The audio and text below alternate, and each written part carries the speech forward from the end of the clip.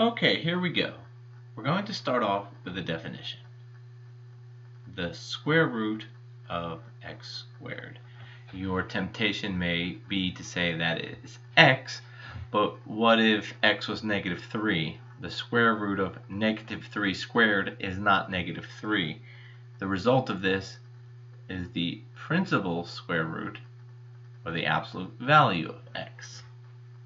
Now, you may remember the absolute value of x, distance from 0 on the number line, but if I want to write this as an expression, as a piecewise expression, we say that the absolute value of x is itself, provided that x is greater than or equal to 0, but it is the opposite of itself if x is less than 0. For instance, suppose I said, what is the absolute value of negative 3? We know it's going to be the opposite of negative 3 because the negative 3 is less than 0. So there we go. Okay, let's start off. Part 1, what is happening at x equals a? And then part A asks the question, is f continuous? Is f continuous at x equals a? So we're going to recall some things from your previous math course. Number 1, what is the definition for a function being continuous at x equals a? A function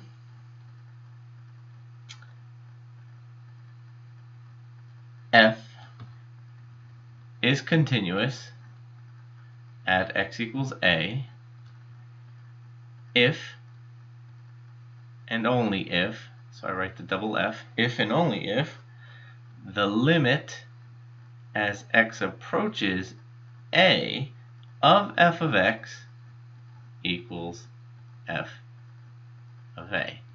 It's kind of a mouthful there that we'll investigate here further, but let's talk about a theorem that, again, you may recall from a previous math course. The limit as x approaches a of f of x exists and equals L, but that's going to be true if and only if the limit as x approaches a from the right of f of x equals the limit as x approaches a from the left of f of x. These are not the same thing. The theorem is talking about the existence of a limit, and the definition is talking about whether or not it is continuous at that particular point. So in the proofs that we're about to do, what we're going to look at is to prove that something is continuous at x equals a. There are actually two things, maybe three things that we're looking at. We're looking for the existence of f of a. Then we're also looking for the existence of the limit. And that may require us to do two things in order to find the existence of the limit. It may or may not require two steps. And then the final thing is to say whether or not the value we found here is equal to the value we found there. In example 1, we look at a piecewise function, a type of function you should again be familiar from a previous math course, and we're going to prove whether or not this function is continuous at a specific point at x equals 1. Notice I am not saying, is this a continuous function?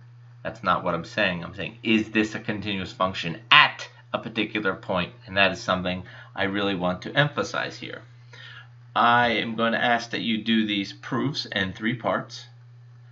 Part 1, we're going to ask whether or not f of a, or in this case, f of 1, exists. So to find f of 1, we plug 1 into the top, because that's what the function is when x is greater than or equal to 1. So plugging that in, 5 minus 2 times 1 gives us an obvious 3. That is a commonly missed step, so please do not miss it. Step 2, we're going to find whether or not the limit exist as we approach 1. Noticing that this is a piecewise function forces us to look at the function from the two sides. So let's take a look at the limit as x approaches 1 from the right of f of x equals the limit as x approaches 1 from the right. And from the right, again, we're at the top. And so f of x is this part as we approach from the right. And that's going to come out to be 3. Doesn't mean the limit is 3 yet, because we have to determine whether or not the limit as x approaches 1 from the left of f of x is also 3. So this is the limit as x approaches 1 from the left, and from the left the function resembles this expression. Plugging that in is going to give us the value of 2. Aha, these are different. So according to our theorem, therefore, the limit as x approaches 1 period of f of x does not exist. Well, if it doesn't exist, then it is impossible for the limit to equal the value of the function at 1. So what I require in this step is the definition of continuity. So we'll say the limit as x approaches 1 of f of x is not equal to f of 1, and therefore f is not continuous at x equals 1. The question also wants you to verify this graphically. The proof was strictly analytically without using any form of visualization, just going through rote process.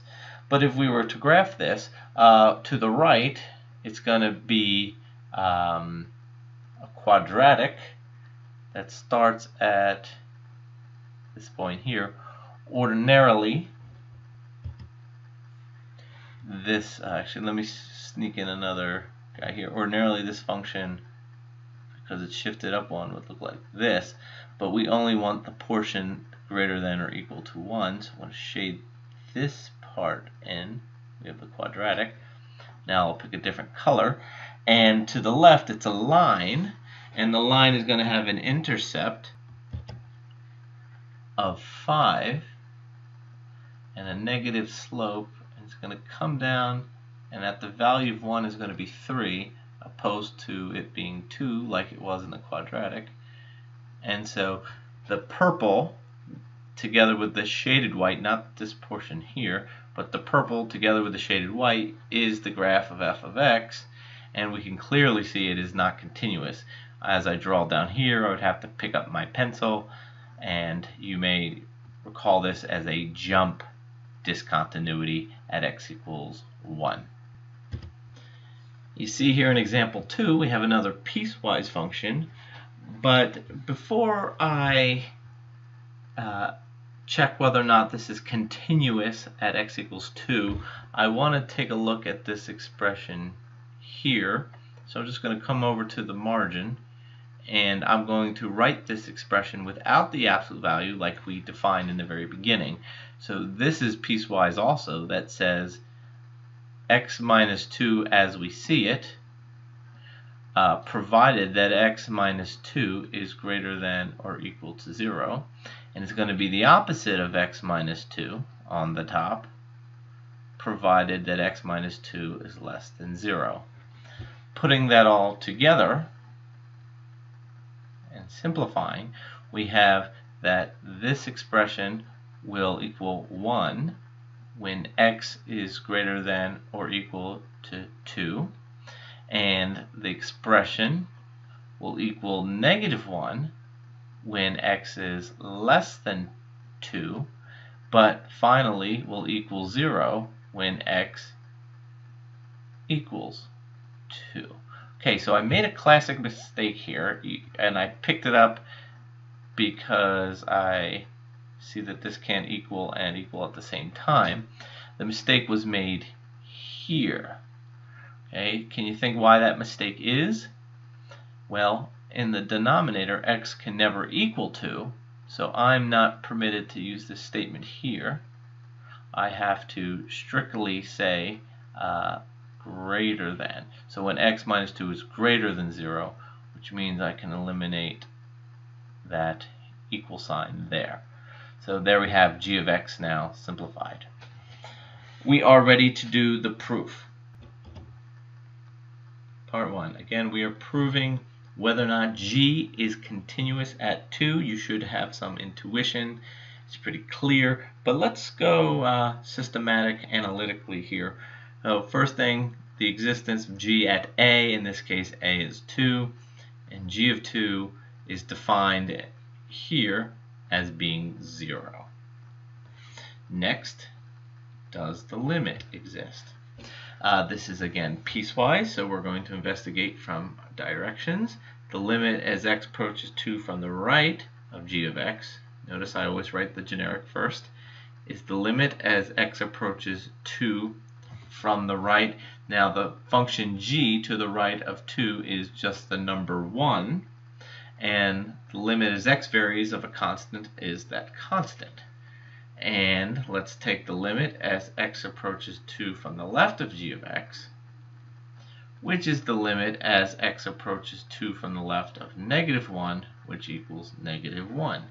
Again, here we see that these two together tell us that the limit as x approaches 2, period, of g of x does not exist, which then leads us to part 3, which says that the limit as x approaches 2 of g of x is not equal to g at 2.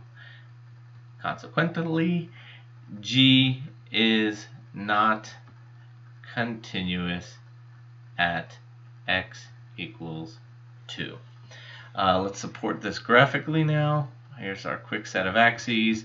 Everything sort of happens around x equals 2. Here's +1 and -1. So we have an open circle. Remember the mistake here, which I'm actually glad I made so you don't make it yourself. Open circle looks like that. Open circle looks like that to the left of 2. And then we can shade in a little dot here. And that is just 0 when x equals 2. So there it is, example number 2. Okay, example 3, we're looking at a function p of x, and the directions read, prove whether or not p is continuous at the value x equals -1. Like we did in the other one, I'm going to first take a look at this expression. Let's go off to the side here, and if I factor the top, x plus 1, x minus 1, and we have x plus 1, these two values cancel out. X equals -1 is not a part of this expression, but the part of the piecewise function also tells us that. So let's put this all together. What is this really saying? We're saying we have x minus 1, this final expression, provided that x is not equal to -1. So it's like a line with a hole in it.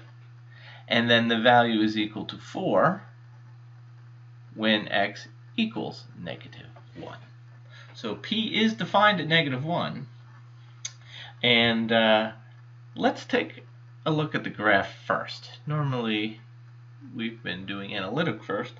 Well, let's take a look at the graph. So we have a linear y-intercept of -1, and something is occurring at -1.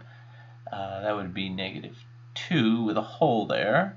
So we have a line like this. There we go.